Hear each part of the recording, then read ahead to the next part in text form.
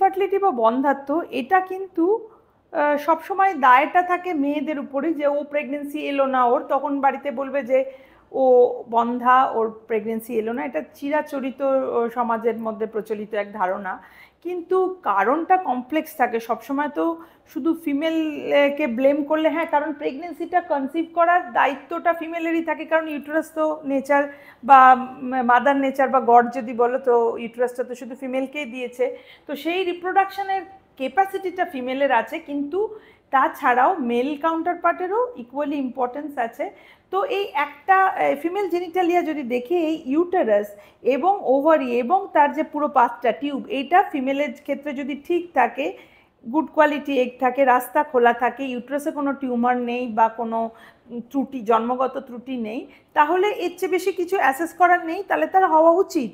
তখন ইম্পর্টেন্ট হয়ে গেল যে মেল কাউন্টার পার্টটা দেখা। আর ছেলেদের ক্ষেত্রে যেটা সুবিধা হচ্ছে যে ওদের টেস্ট করাটা খুব ইজি, একটা সিমেন্ট স্যাম্পল দিল, সেটা আমরা অ্যাসেস করে দেখলাম যে কাউন্ট কীরকম, মোটিলিটি কীরকম, মরফোলজি বা নর্মাল স্পার্ম কতগুলো আছে, এইগুলো।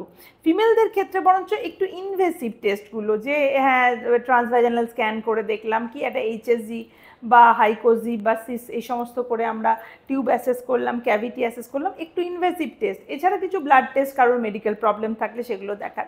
তো এখন এটা যেহেতু একটা যৌথ জিনিস, যেহেতু মেল এবং ফিমেল দুটো পার্টি ইম্পর্টেন্ট, সেই জন্য যখনই ডাক্তার কাছে দেখাতে যাবে অ্যাজ এ কাপল যাবে, যাতে কিনা তোমাদের পুরো হিস্ট্রিটা আমাদের বুঝতে সুবিধা হয়, এবং দুজনেরই কিছু বেসিক টেস্ট আমরা করতে বলবো, সেইটা কিন্তু তখন এলে এই একদিনের মধ্যেই অনেকটা অ্যাসেসমেন্ট করা হয়ে যায়।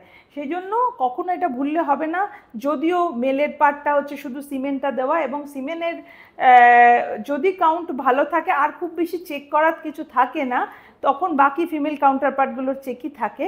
কিন্তু সিমেন্টটাও কিন্তু important part, because it is a genetic material. তো যদি সিমেন্ট খুব পুয়ার কোয়ালিটির হয়, সেটা কিন্তু মিসক্যারেজের কারণ হতে পারে, পুয়ার কোয়ালিটি এমব্রিও ডেভেলপমেন্ট করতে পারে, তার থেকে ফার্টিলাইজেশন ফেলিওর হতে পারে, তার থেকে ধরো মানে হচ্ছে তোমার এগটা ফার্টিলাইজ করছে না, বা ফার্টিলাইজ করো যে প্রেগনেন্সিটা আসছে এত পুয়ার কোয়ালিটি, সেটা ইমপ্লান্ট করছে না, এরকম নানা কারণ। এছাড়া মিসক্যারেজ হয়ে যাচ্ছে, এটাও কারণ থাকে।